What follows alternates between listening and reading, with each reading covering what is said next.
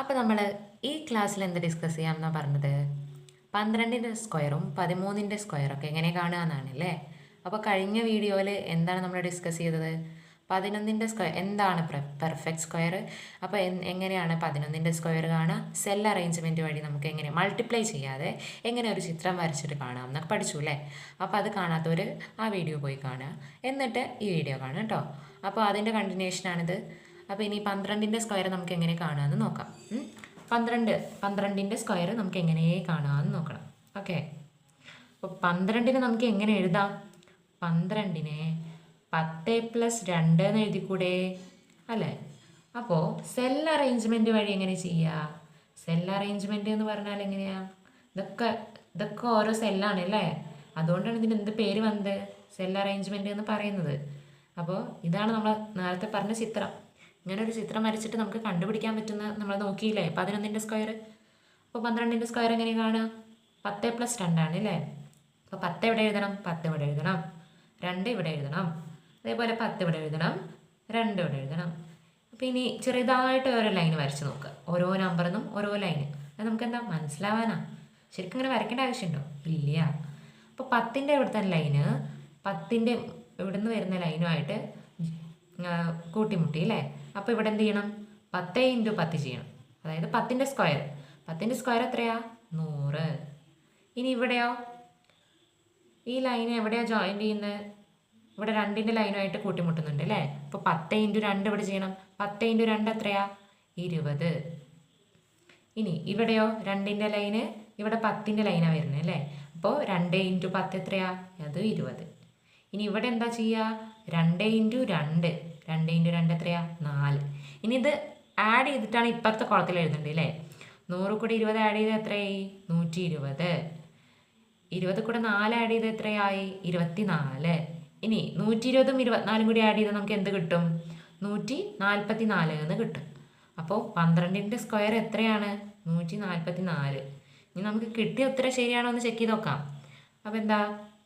12ൻ്റെ നമ്മൾ സാധാ മൾട്ടിപ്ലൈ ചെയ്ത് നോക്കുക. 12 × 12.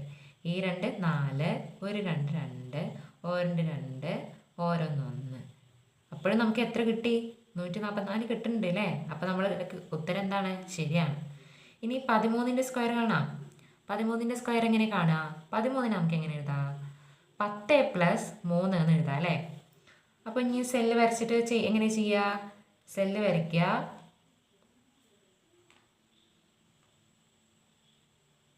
അപ്പോൾ ഇവിടെ 10 എഴുതണം, ഇവിടെ 3 എഴുതണം, ഇവിടെ 10 എഴുതണം, ഇവിടെ 3 എഴുതണം അല്ലേ. അപ്പോൾ ഇവിടെ ഈ കോളത്തിൽ എന്താ എഴുതണ്ടേ? 10 × 10 അല്ലേ. 10 × 10 എത്രയാ? 100. ഈ കോളത്തിൽ എത്ര എഴുതണ്ടേ? 10 × 3. 10 × 3 എത്രയാ? 30. ഈ കോളത്തിലോ? 3 × 10, അതും 30 അല്ലേ. ഇനി ഈ കോളത്തിൽ എന്താ എഴുതണ്ടേ? 3 × 3, അത് എത്രയാ? 9. ഇനി ഇത് ആഡ് ചെയ്തിട്ട് ഇവിടെ എഴുതണം, ഇത് ആഡ് ചെയ്തിട്ട് ഇവിടെ എഴുതണം.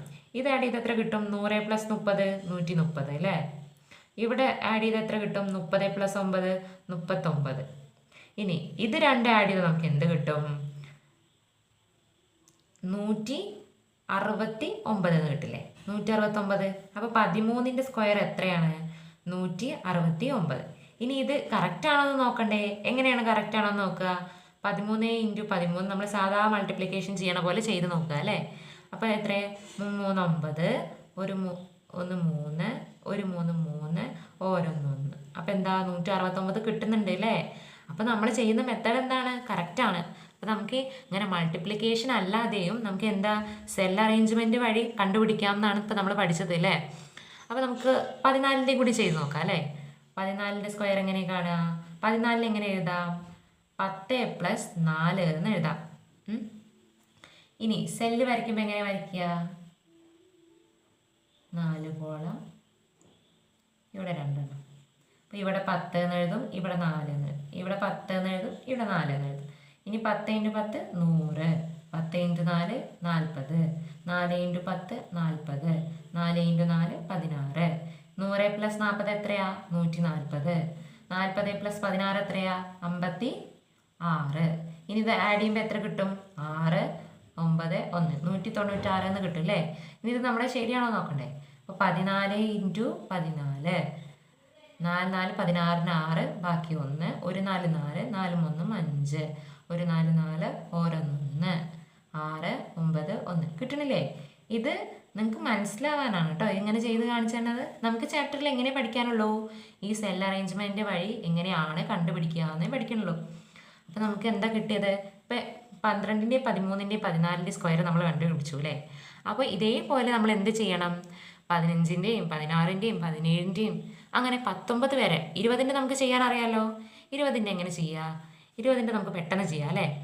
20 × 20. ഇതിൻ്റെ അവസാനം 0 ആയതുകൊണ്ട് നമുക്ക് എന്ത് ചെയ്യാം? നമ്പേഴ്സ് മാത്രം ആദ്യം മൾട്ടിപ്ലൈ ചെയ്യാം. നമ്പേഴ്സ് മാത്രം മൾട്ടിപ്ലൈ ചെയ്യുമ്പോൾ എന്ത് കിട്ടും? 2 × 2 എത്രയാണ്? 4. പിന്നെ ഇവിടെ എത്ര 0 ഉണ്ട്? 2 0. അപ്പോൾ നമ്മൾ എത്ര 0 ഇട്ടുള്ളൂ? 2 0 അല്ലേ? ഇനി 21ൻ്റെയൊക്കെ നമ്മൾ എങ്ങനെ ചെയ്യാം? 21ൻ്റെ ചെയ്യുമ്പോൾ ഇപ്പോൾ 10 10ഉം 12ഒക്കെ നമ്മൾ എന്താ 13നെയൊക്കെ നമ്മൾ എങ്ങനെ എഴുതി? 10 + 3 എന്ന് എഴുതി അല്ലേ? 14നെ 10 + 4 എന്ന് എഴുതി. അപ്പോൾ 20ൻ്റെ നമുക്ക് പെട്ടെന്ന് കണ്ടുപിടിക്കാമല്ലോ അല്ലേ? അപ്പോൾ 20 വെച്ചിട്ടാണ് ഇനി ബാക്കിയുള്ളത് എഴുതുക. ഏത് ബാക്കിയുള്ളത്? 21 22 അങ്ങനെ 29 വരെ ഉള്ളതിനെ ഇത് വെച്ച് എഴുതാം, 20 വെച്ച് എഴുതാം. അപ്പോൾ പിന്നെ 30ൻ്റെ നമുക്ക് പെട്ടെന്ന് എഴുതാൻ പറ്റും അല്ലേ? 30ൻ്റെ എങ്ങനെ എഴുതാം? 3 9 പിന്നെ 2 0. അപ്പോൾ 30ൻ്റെ വെച്ചിട്ടാണ് ബാക്കി എഴുതുക. ഏത്? 31 32 എക്സെട്രാ 39 വരെയുള്ള നമ്പറിനെ നമുക്ക് എങ്ങനെ എഴുതാം? 30 വെച്ചിട്ട് എഴുതാം അല്ലേ? അതായത് 1 ഞാൻ കാണിച്ചു തരാം, ബാക്കി നിങ്ങൾ ചെയ്ത് നോക്കണം.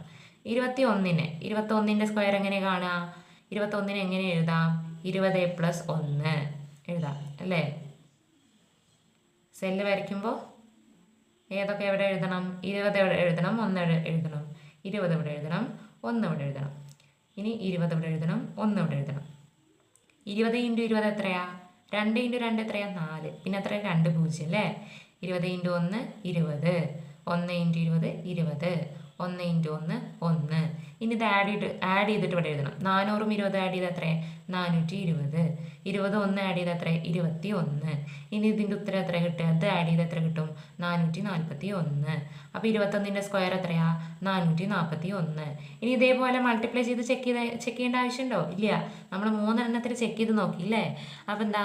ഇതന്നെ ആയിരിക്കും. 21ൻ്റെ സ്ക്വയർ ഏതായിരിക്കും? 441. അപ്പോൾ 32നെ എങ്ങനെ കാണുക? 32ൻ്റെ സ്ക്വയർ കാണുമ്പോൾ 32നെ എങ്ങനെ എഴുതണം? 30 + 2 എന്ന് എഴുതണം അല്ലേ? അപ്പോൾ 45 കണ്ടുവച്ചാലോ? 45ന് നമ്മൾ എങ്ങനെ എഴുതണം? 40 + 5 എന്ന് എഴുതണം അല്ലേ? അപ്പോൾ ഇങ്ങനെ ഏത് നമ്പർ തന്നാലും ഇപ്പോൾ 95 തന്നാൽ 95ൻ്റെ സ്ക്വയർ എങ്ങനെ കാണാം? 95നെ നമുക്ക് എങ്ങനെ എഴുതാം? 90 + 5 എന്ന് എഴുതാം. ഇങ്ങനെ എഴുതിയതിന് ശേഷം പിന്നെ എങ്ങനെ ചെയ്യണം? ഇതേപോലെ സെല്ല് വരച്ചിട്ട് ചെയ്യണം.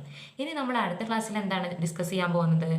ഈ ഒരു കോളം ഉണ്ടല്ലോ, ഇത് വരയ്ക്കാതെ നമുക്ക് ഈ ഒരൊറ്റ കോളം വരച്ചിട്ട് ഇതിന്ന് എങ്ങനെ സ്ക്വയർ കാണാം എന്നാണ് ഡിസ്കസ് ചെയ്യാൻ പോകുന്നത്. ഇപ്പോൾ നമ്മൾ ഇക്വേഷൻ പോലെ ഒന്നും എഴുതിയില്ല അല്ലേ? ഇതിൽ തന്നെ ഉള്ളിൽ നിന്ന് നമ്മൾ ആഡ് ചെയ്ത് എഴുതിയിട്ട് ഉത്തരം മാത്രം എടുത്ത് എഴുതി. ഇനി അടുത്തതിൽ നമ്മൾ ഒരു ഇക്വേഷൻ പോലെ എടുത്ത് എഴുതും. ഈ സ്ക്വയർ ഇങ്ങനെ വരച്ചിട്ട് അത് നമുക്കൊരു ഇക്വേഷൻ കിട്ടും. ആ പാറ്റേൺ നമുക്ക് മനസ്സിലാക്കി കഴിഞ്ഞാൽ പിന്നെ ഇതേപോലെ ചിത്രം വരയ്ക്കാതെ ആ ഇക്വേഷൻ വെച്ചിട്ട് നമുക്ക് എഴുതാൻ പറ്റും. അത് നമുക്ക് അടുത്ത ക്ലാസ്സിൽ ഡിസ്കസ് ചെയ്യാം.